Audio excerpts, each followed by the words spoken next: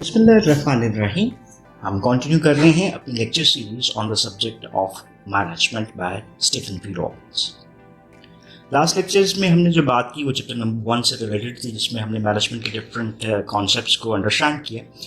अभी हम second chapter के ऊपर बात करेंगे, that is named as making decisions. So इसी को स्टार्ट करते हैं। What do we understand by making decisions? इसमें पहला एस्पेक्ट ये आता है कि क्या मैनेजर्स डिसीजन करते हैं। अगर डिसीजन करते हैं तो उसका प्रोसेस क्या होता है, या डिसीजंस को हम किस तरह से लिखते हैं। So we are starting with the decision making process. So इसमें सबसे पहले तो हमें अंडरस्टैंड करना है कि ये वर्ड जो डिसीजन है ये है क्या। फिर इस दूसरा एस्पेक्ट इसका जो नज़र आएगा वो होगा प्रोसेस से क्या मुराद है।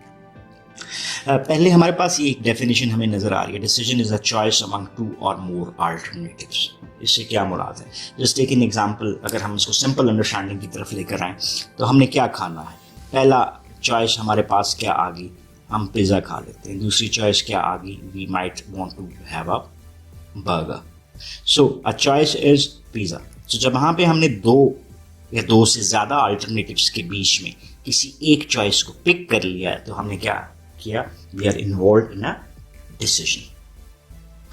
अब इसको ऑर्गेनाइजेशनल कॉन्टेक्स्ट के ऊपर भी अंडरस्टैंड करना है कि मैनेजर्स जो हैं वो किस तरह से डिसीजन करते हैं या उनके लिए डिसीजन क्या है। पहली एस्पेक्ट ये नजर आता है कि ऑल लेवल्स ऑफ मैनेजमेंट। याद करते चलते हैं कि ऑल लेवल्स ऑफ मैनेजमेंट को हमने 3 लेवल्स पे रखा था, top, middle, first line management. तमाम लेवल्स ऑफ द मैनेजमेंट जो है किसी भी ऑर्गेनाइजेशनल एरिया, चाहे वो HR है, मार्केटिंग है, फाइनेंस है, प्रोक्योरमेंट है, प्रोडक्शन है, ऑपरेशंस है, वहाँ पर आपको डिसीजंस की ज़रूरत पड़ती है। So they do make choices. जैसे फॉर इंस्टेंस यहाँ पर एक एग्जांपल है कि top level managers make decisions about their organisational goals. तो हमने ऑर्गेनाइजेशन के गोल क्या सेट करने हैं, ये हमें डिसीजन की ज़रूरत है। मैन्युफैक्चरिंग फैसिलिटी A प्लेस पे रखेंगे या B प्लेस पे रखेंगे या C प्लेस पे रखेंगे, ये भी एक डिसीजन है। किन प्रोडक्ट्स को इंट्रोड्यूस करवाना है नई मार्केट में, ये भी डिसीजन है। अगर हम middle and lower level managers की बात करते हैं तो HR के बीच में लोग HR के डिसीजंस कर रहे हैं, प्रोडक्शन के बीच में प्रोडक्शन के डिसीजंस कर रहे हैं। जैसे यहाँ पे एग्जांपल में प्रोडक्शन स्केड्यूल हमारा क्या होगा, प्रोडक्ट क्वालिटी क्या होगी, पे रेजेस हमें देनी है या नहीं देनी, कितनी देनी है, एम्प्लॉय का डिसिप्लिन कैसे मेंटेन करना है। सो बेसिकली हमें ये नज़र आता है कि ऑल लेवल्स के ऊपर मैनेजर्स एवरीडे डिसीजन मेकिंग में इन्वॉल्व नज़र आते हैं। ठीक है, सो इसको कंक्लूड करते हैं इसी डिस्कशन को कि all organizational members make decisions that affect their jobs and the organization they work for. So वहाँ पर हमें डिसीजन मेकिंग को अंडरस्टैंड करना मैनेजरियल एस्पेक्ट में बहुत ज़रूरी होता है। सो अगर हम टिपिकली देखें तो जैसे हमने डिस्क्राइब किया है कि choosing among alternatives is termed as a decision, लेकिन ये इतनी सिंपलिसिटी से ज़रा आगे की बात है। इसकी रीज़न क्या है कि डिसीजन मेकिंग जो है एक प्रोसेस है। मतलब प्रोसेस हम किसको कहते हैं, anything which is step by step. चलिए पहली चीज़ तो प्रोसेस के हवाले से एक क्या चीज़ आ गई कि प्रोसेस को हम किस तरह से डिफाइन करते हैं। एक प्रोसेस को हमने डिफाइन किया कि जहाँ पे हम किसी भी चीज़ को सेट्स में कर रहे हैं, स्टेप बाय स्टेप परफॉर्म कर रहे होते हैं, और स्टेप्स की एक तरतीब जो है, सीक्वेंस है, वो बहुत ज़रूरी नज़र आता है।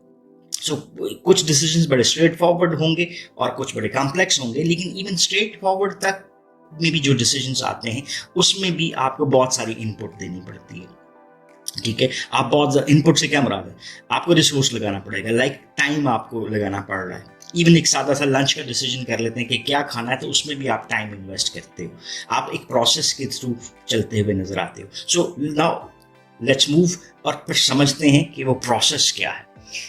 इसको पहले एक डायग्राम है हमारे पास, इसको 1 बाय 1 साथ साथ देखते भी जाएंगे। इससे हम डिसीजन मेकिंग प्रोसेस को ब्रॉडर व्यू में देखते हैं और फिर 1 बाय 1 जो इसके डिफरेंट स्टेप्स हैं उसको डिटेल अंडरस्टैंडिंग में करते चलेंगे। पहला स्टेप जो हमारा नजर आता है वो क्या है, that is identification of a problem, कि हम उस प्रॉब्लम को बेसिकली आइडेंटिफाई करें कि जिसके लिए हम डिसीजन करने जा रहे हैं। अब ये प्रॉब्लम क्या होती है इसको भी थोड़ी देर बाद समझते हैं। वंस हमने आइडेंटिफाई कर लिया प्रॉब्लम क्या होती है तो हम स्टेप 2 पे मूव कर लेते हैं कि identify the decision criteria. Criteria क्या है कि हमने किन फैक्टर्स को अपने डिसीजन में कंसिडर करना है, उसको हम पहचानने की कोशिश करते हैं। अभी हम ये वाला जो एस्पेक्ट है ना, इसको फॉर द मोमेंट छोड़ रहे हैं। ठीक है, बाद में देखते हैं। थर्ड स्टेप हमारा क्या है, that is allocation of weights to the criteria. अब देखिए जो एलिमेंट्स, जो कैरेक्टरिस्टिक्स हमारे डिसीजन क्राइटेरिया में आए, क्या वो एलिमेंट्स इक्वली इंपॉर्टेंट हैं? जवाब आता है नहीं। कोई किसी फैक्टर की इंपॉर्टेंस ज़्यादा होगी, किसी की कम होगी, तो हम उसकी इंपॉर्टेंस की बिना पर उनको वेट एलोकेट कर देते हैं ताकि टोटल डिसीजन में, जैसे फर्ज करते हैं आपका 100 नंबर का पेपर आता है, ठीक है, उस 100 नंबर में आप 50 जो सा है वो MCQs को वेट देते हो, 20 आप शॉर्ट क्वेश्चंस को देते हो और 30 आप लॉन्ग क्वेश्चन को देते हो। देखा ना, ये वेट फर्क हो गया, ये 50% वेटेज है, ये 20% है, ये 30% वेटेज है। तो ऐसे ही हम वेट्स एलोकेट करते हैं, इसकी बाद में डिटेल भी अंडरस्टैंड करते हैं। फोर्थ स्टेप हमारा जो आ जाता है वो है डेवलपिंग द अल्टरनेटिव्स, कि हम जो डिसीजन करने जा रहे हैं उसके सोल्यूशन एक होगा नहीं, there can be many solutions. Just एक एग्जांपल कि अगर आप आइसक्रीम खाना चाह रहे हैं तो there are number of choices जो आपके पास आइसक्रीम की हैं, आपके पास कई ब्रांड्स अवेलेबल हैं जिसमें से आप किसी एक आइसक्रीम को चूज कर सकते हो। तो आप पहले ये देखते हो कि आपके पास चॉइसेस क्या हैं, इसको हमने कह दिया कि डेवलपिंग द अल्टरनेटिव्स। देन हमारे पास आ जाता है एनालाइजिंग द अल्टरनेटिव्स, कि हम हर अल्टरनेटिव यानी जो भी हमारे पास एक चॉइस बन सकती है उसको एनालाइज करते हैं, उसका तज्जिया करते हैं, उसके प्रोज एंड कॉन्स यानी बेनिफिट्स और ड्रॉबैक्स को कंसिडर करते हैं, और देन हम डिसीजन की तरफ आते हैं कि हम किसी एक डिसीजन यानी एक अल्टरनेटिव को सिलेक्ट कर लें कि ये हमारी चॉइस बनता है। अब हमने सिलेक्ट तो कर लिया, अब हमारे पास यहाँ तक डिसीजन हो गए। अब नेक्स्ट स्टेप आ जाता है कि जो डिसीजन हुआ है उसकी इम्प्लीमेंटेशन को देखा जाए। जैसे मैंने कहा कि यार ये आइसक्रीम खानी है तो ये कितनी दूर है, वहाँ तक कैसे पहुँचना है, all these things might be part of implementing the decision और अल्टरनेटिव्स। और 8th स्टेप जो हमारा आता है कि क्या हमने आज डिसीजन किया तो कल दोबारा करना है, आंसर कम्स यस, हमने दोबारा भी डिसीजन करना है। तो फिर हम किसको देखते हैं, डिसीजन की इफेक्टिवनेस को देखते हैं कि इस दफ़ा जो हमने डिसीजन किया है वो कितना फ़ायदेमंद है, ताकि जो इससे हमारी हासिल हुई मींस एक्सपीरियंस हुआ उसको हम कल दोबारा डिसीजन मेकिंग करने के लिए यूज़ कर सकें। जहाँ पे प्रॉब्लम होगी उसको भी आइडेंटिफाई करते हुए हम इस कॉन्सेप्ट को सही तौर पे नेक्स्ट के लिए अप्लाई कर सके। तो ये हमारा क्या हो गया, 8 step process of decision making. ये तो हमारी एक अंडरस्टैंडिंग बन गई कि ये प्रोसेस है क्या। अब 1 बाय 1 अंडरस्टैंड करते हैं कि ये डिसीजन मेकिंग प्रोसेस के स्टेप्स क्या आते हैं।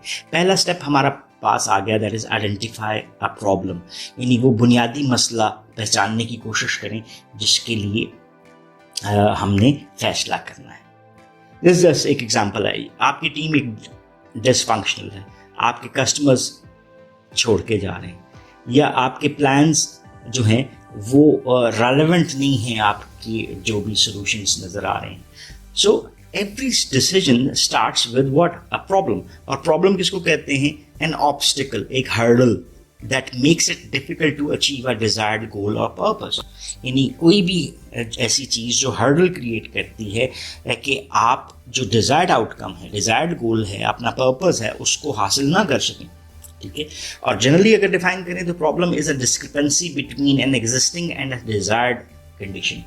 यानी प्रॉब्लम क्या है, अ डिस्क्रिपेंसी। डिस्क्रिपेंसी किसको हम कहते हैं, किसी भी चीज़ में हमें कमी का एहसास होना बिटवीन एक्चुअल जो हमारे पास है एंड डिजायर्ड जो हम चाह रहे हैं, उसके बीच के फ़र्क को हमने क्या कह दिया, प्रॉब्लम। एग्जाम्पल लेते हैं, मैं 10 रुपए की सेल चाहता हूँ, मेरी सेल्स हैं 6 रुपये, 6 माइनस 10 माइनस 4 हमारे पास आ गया, ये 4 रुपए की सेल का कम होना माइट बी अ प्रॉब्लम। इसको मैं भी और भी आपको बता रहा हूँ। सो ये तो आ गया प्रॉब्लम। अब एक और चीज़ हमारे सामने है कि रियल वर्ल्ड में जो हमारे पास प्रॉब्लम्स हैं वो ऐसे हमें वो रेड साइन के साथ नहीं शो हो रही होती कि यार ये प्रॉब्लम है। इसका मतलब है हमने प्रॉब्लम को पहचानना होता है। सो यहाँ पर हमारे पास है एक लफ्ज़ आता जैसे हम कहते हैं सिम्टम। सो कहा यह जाता है कि there is always a care जो कि हमें करनी पड़ती है to separate a symptom and a problem. क्योंकि देखें ना, सिम्टम किसको कहते हैं हम, किसी भी चीज़ की निशानी को। मैं एक सवाल छोटा सा पूछता हूँ कि बुखार, टेम्परेचर जिसको हम कहते हैं ना, बुखार का हो जाना क्या है, क्या ये एक प्रॉब्लम है या सिम्टम? अब जवाब अगर हम दें तो बुनियादी तौर पे बुखार का होना क्या है, एक सिम्टम है कि बुखार इन्फेक्शन की निशानी है। गले में इन्फेक्शन हुआ तो भी बुखार होगा, गुर्दों में इन्फेक्शन हुआ तो भी बुखार होगा। तो अगर हमने सिम्टम के ऊपर ट्रीटमेंट कर दी, तो मैं पैरासीटामोल खा लेता हूँ, बुखार उतर जाता है, लेकिन बुखार फिर हो जाएगा। तो हम सिम्टम के ऊपर अगर ट्रीटमेंट करेंगे तो वो डिसीजन पायदार नहीं होगा, लॉन्ग लास्टिंग नहीं होगा। हमें उन सिम्टम्स की बेस पे पहचानना किसको है, प्रॉब्लम को। जैसे अभी मैंने यूज़ की है एग्जाम्पल सेल्स की, कि सेल्स 10 रुपए की चाहिए। सेल्स का ना होना क्या प्रॉब्लम है या सिम्टम? द आंसर कम्स कि सेल का कम होना इज अ सिम्टम। सेल्स का कम होना क्या है, एक सिम्टम। क्यों? कि फर्ज करें जी आपका सेल्स पर्सन सही काम नहीं कर रहा, ठीक है जी, ये हो सकता है जिसकी वजह से सेल कम है। आपका डिस्ट्रीब्यूटर ठीक काम नहीं कर रहा, ठीक है। जो ओवरऑल कंपैटिटिव इकोनॉमिक कंडीशंस हैं या कंपटीशन है वो ठीक काम नहीं कर रहा। तो इसका मतलब है जब तक कि हम रियल सेंस में सिम्टम्स की बेस पे रियल प्रॉब्लम तक नहीं पहुंचेंगे, हमें उसका सोल्यूशन नहीं दे सकते। सेल्स पर्सन काम नहीं कर रहा तो इसका है कि उसको हम ट्रेन करें, डेवलप करें, या फिर उसको चेंज कर लें, या डिस्ट्रीब्यूटर काम नहीं कर रहा तो उसको ठीक करें या फिर तब्दील कर लें। तो देखो ना, हमारे पास सिम्टम्स में डिफरेंसेस की बिना के ऊपर प्रॉब्लम की अंडरस्टैंडिंग डिफर करेगी। So it is necessary for any individual or a manager to identify a problem, और उसमें सिम्टम्स और प्रॉब्लम्स को अलग करके रखना भी उसके लिए बहुत ज़रूरी होता है। तो ये हमारा एक पहला स्टेप है। सो कोई भी मैनेजर जो किसी भी प्रॉब्लम को रिजॉल्व करना चाह रहा है वो प्रॉब्लम को रॉन्गली डिफाइन कर सकता है, और अगर उसने रॉन्गली डिफाइन कर लिया तो वो poor management, poor understanding of the situation ultimately क्या करेगी, रॉन्ग डिसीजन क्राइटेरिया और तमाम के तमाम प्रोसेस को नकारा कर देगी। So this is the most important step in making decisions. तो ये हमारे पास पहला स्टेप यहाँ पे कंप्लीट होता हुआ नजर आता है। नेक्स्ट हम मूव करते हैं किसके ऊपर, identify a decision criteria. Decision criteria किसको कहते हैं? Criteria that defines what's important or relevant to resolving a problem। यहाँ पर अब हम एक एग्जाम्पल के साथ जो हमने पहले भी देखी उसको लेकर चलते हैं। आइडेंटिफिकेशन ऑफ अ प्रॉब्लम, हम जो एग्जाम्पल लेकर चलते हैं उसमें क्या है, my sales representatives need new computers. So problem organisation में क्या आ रही है कि उनके जो सेल्स रिप्रेजेंटेटिव्स हैं उनको लैपटॉप्स, कंप्यूटर्स की ज़रूरत है, क्योंकि वो मार्केट में उस तरह से ठीक काम नहीं कर पाए। सो हमने ये प्रॉब्लम आइडेंटिफाई कर ली पहले स्टेप में। अब इसका डिसीजन क्राइटेरिया बनाते हैं। सो वंस एक मैनेजर ने प्रॉब्लम को आइडेंटिफाई कर लिया तो उसको डिसीजन क्राइटेरिया, उसकी इंपॉर्टेंस और रेलेवेंस को अंडरस्टैंड करना प्रॉब्लम के लिए बहुत ज़रूरी है। सो हर डिसीजन मेकर जो है वो एक क्राइटेरिया यूज़ करता है जो कि उसके डिसीजन को गाइड कर रहा होता है। सो यहाँ पर जैसे हम इस एग्जाम्पल को लेकर चलते हैं कि हमारे लिए क्राइटेरिया में क्या आ जाता है। पहला स्टेप हमारे पास, स्टेप तो नहीं कहना चाहिए, पहला पॉइंट जो बनता है वो ये है कि हमें ये देखना है कि हमें जो लैपटॉप्स चाहिए हैं उनकी मेमोरी और स्टोरेज कितनी चाहिए, ये हमें कैरेक्टरिस्टिक के तौर पे ज़रूरत है। दूसरा, उसकी डिस्प्ले क्वालिटी क्या, तीसरा उसकी बैटरी लाइफ, चौथा उसकी वारंटी, और जब सेल्स ने उसको मार्केट में यूज़ करना तो उसका वेट। अब ये हमारे पास क्या आ गया, एक डिसीजन का क्राइटेरिया आ गया कि हमने जब डिसीजन करने जाना है तो इन कैरेक्टरिस्टिक को अपने जहन में रखते हुए हमने डिसीजन की तरफ जाना है। सो अभी इसमें से कोई हमारे पास इम्पॉर्टेंट ज़्यादा होगा, कोई कम होगा। सो जब भी डिसाइडर्स जिनसे वो जा रहे हैं तो वो केयरफुल कंसिडरेशन देते हैं अपने डिसीजन क्राइटेरिया को, जैसे that memory and storage capability, display quality, battery life, warranty and carrying weight are the relevant criteria in making a decision of those laptops। तो ये हमारे पास क्या हो गया, दूसरा स्टेप आ गया। अब तीसरे स्टेप की तरफ चलते हैं। वो क्या था, allocation of weights to the criteria. वापस आएंगे इसी डायग्राम की तरफ। स्टेप 3 को पहले देखते हैं, एलोकेशन ऑफ वेट्स। ये वेट से क्या मुराद है? हम कहते हैं ना किसी चीज़ की इंपॉर्टेंस कम है और किसी चीज़ की इंपॉर्टेंस निस्बतन ज़्यादा है। तो जिसकी इंपॉर्टेंस ज़्यादा है उसको फर्ज करें हम 100% में से कितने परसेंटेज देंगे। जिसकी इंपॉर्टेंस ज़्यादा है उसको ज़्यादा परसेंटेज दे देते हैं, जिसकी कम है उसको कम, जिसकी और कम है उसको निस्बतन और कम दे देंगे जी, यही करेंगे ना। तो इसको करने के लिए हम मैथमेटिकल प्रोसीजर पे आ जाते हैं, यानी 100 में से नंबर देते जाते हैं। That is what is called as allocation of the weights. So if the relevant criteria are equally important, the decision maker must weight the items in order to give them the correct priority in the decision. जिसकी importance ज्यादा होगी उसको ज्यादा weight. How? A simple way is to give the most important criterion a weight of more, that is, चलिए यहाँ पर जो example में दिया वो क्या है, वो 10, and then assign weights to the rest using the that standards. यानी 10 में से इसको कितने नंबर देते हैं।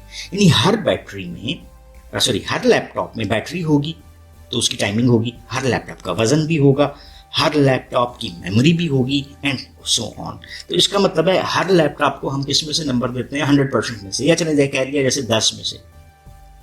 तो हमने इस क्राइटेरिया को बना लिया कि क्राइटेरिया हमारे पास जितना, जिस चीज़ का ज़्यादा इंपॉर्टेंट है उसकी डिसीजन में है जो कंट्रीब्यूशन है वो भी ज़्यादा होगी। ये जैसे एग्जांपल्स को लेते हैं, जैसे हमारे पास memory, battery life, carrying weight, warranty और डिस्प्ले क्वालिटी, ये 5 कैरेक्टरिस्टिक्स हैं। तो हमारे लिए सबसे इंपॉर्टेंट कौन सा? मेमोरी एंड स्टोरेज, 10 के 10 नंबर। दूसरे लेवल के ऊपर इसकी निस्बत कम इंपॉर्टेंट क्या है? बैटरी लाइफ, तो उसको 8 नंबर, वेट कैरी को 6, वारंटी को 4, डिस्प्ले क्वालिटी को 3। तो ये एग्जांपल के तौर पे हमने यहाँ पर इसको यूज किया। ये डिफरेंट डिसीजंस में ये आपकी मैनेजरियल जजमेंट और एक्सपीरियंसेस की बेसिस के ऊपर डिफर भी कर जाते हैं।